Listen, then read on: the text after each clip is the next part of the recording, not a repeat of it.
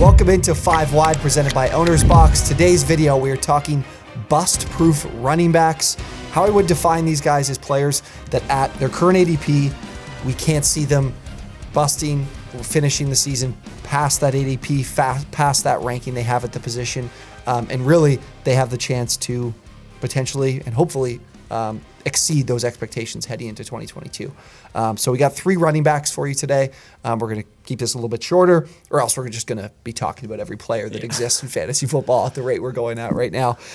If you guys enjoyed the video, be sure to subscribe to the channel. We're on the road to 20,000 subscribers. Like the video, and as well, happy to put together any types of different titles to videos, topics, players. Let us know in the comments. We're happy to do it. And join our Discord. That link is down below in the description. Cole, why don't you get us started? So my first bust-proof running back is Aaron Jones, and I think he could very seriously lead the Packers in receptions next season. Wow, interesting. So the Packers' offense will obviously look drastically different next season, losing Davante Adams, the best receiver in the NFL, and the guy who had the second most targets in the NFL. And because of that, I think Dillon and Jones will both play more, and I think they'll even play together. I think Jones will get lined up a lot at receiver and things like that, which he was even starting to do towards the end of last season when Dillon started taking over the rushing duties more. And additionally, even last season, from weeks 14 to 17, when A.J. Dillon kind of took over the rushing more, Aaron Jones still had 38 carries, and he ran 76 routes in those weeks. And Dillon had 45 carries, so he has more of the rushing load than Jones, and he will next season for sure. But he only ran 40 routes. So Jones, I think, will get more receptions, he'll run the routes, and he has the volume as a receiving back that I don't think he can finish worse than his current ADP. So let's just do this now. I'll go with my second guy because this is going to be where the discussion is I have A.J. Dillon. I think A.J. Dillon, who's going near the end of the 6th round, is someone that has... Honestly, I don't see a situation where this guy finishes outside of the top 30. Last year, he was the running back 21 on the season. He didn't really have a consistent snap share until week 8. Once week 8 came, he was the RB11 from then on. He had 2 games where Aaron Jones was missing, but that's not of a 9-game sample. It's not like he was playing half the games by himself at the position. I really think that A.J. Dillon is the guy you'd want in this Packers offense with upside for you, because Aaron Jones right now is going, at the end of the 1st round, right? Or end of first, early second, yeah. Early second round, we'll say. And like I said, A.J. Dillon's going at the end of the 6th. Dillon, to me, I think he's a better player. I think he's been able to earn 34 receptions he had last year, over 300 yards. He actually had a higher yards per reception than Aaron Jones did by almost 2 yards. He was really good with the opportunities that he had. And to me, the issue here, or the situation is, somebody is going to take over from what was a substantial amount of end zone touchdowns and red zone touches from Davante Adams.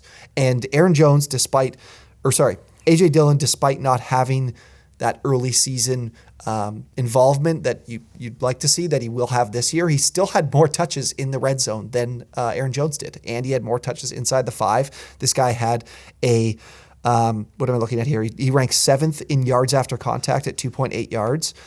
He's like that bruising option that to me is the obvious guy to go to inside the red zone, inside the 5 at the goal line. 27% of his touches or of his carries turned into first downs last year, which was 5th at the position. So A.J. Dillon is going to get those valuable touches. Davante Adams leaves behind 7 end zone touchdowns and 11 red zone touchdowns. That's a substantial amount of fantasy points that are left for someone to take over. And I think A.J. Dillon has the chance to really do that. So I really think that A.J. Dillon is the guy that's bust-proof, not Aaron Jones. So do you want me to break the tie here? Yeah.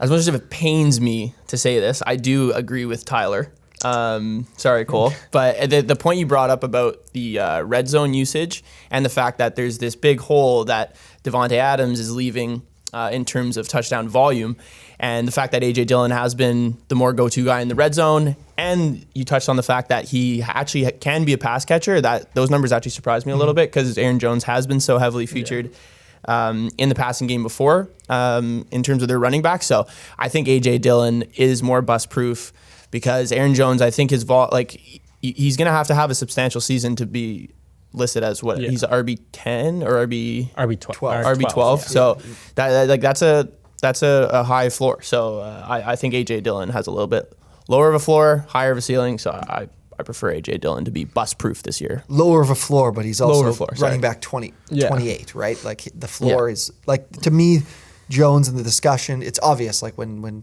Davante Adams wasn't playing, it was like 7+ receptions per game is his average when Davante Adams he averages wasn't 23 fantasy points a game in games Davante Adams hasn't played. It's a small sample size, but it's there. I still think Jones will have like 170 carries maybe, and then add in like 90 targets. I do think he's going to have plenty of receptions because of what the options are for passing weapons.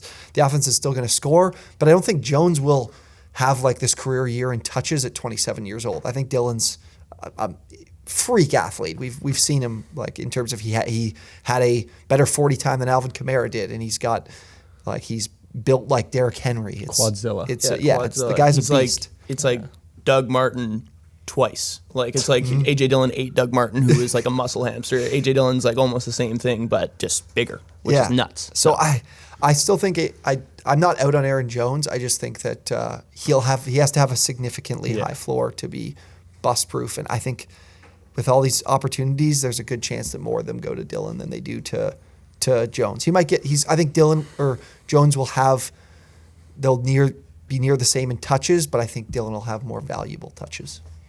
Interesting. All right. My bust-proof running back, my guy, Joe Mixon. There's a number of reasons why I think he's bust-proof at his current ADP right now, going around like RB7, so end of the first round is where people are drafting him right now. I think there's honestly a really great opportunity for him to finish inside the top 5 of running backs. I think he can push someone out like Derrick Henry or even Dalvin Cook, guys who dealt with injuries last year.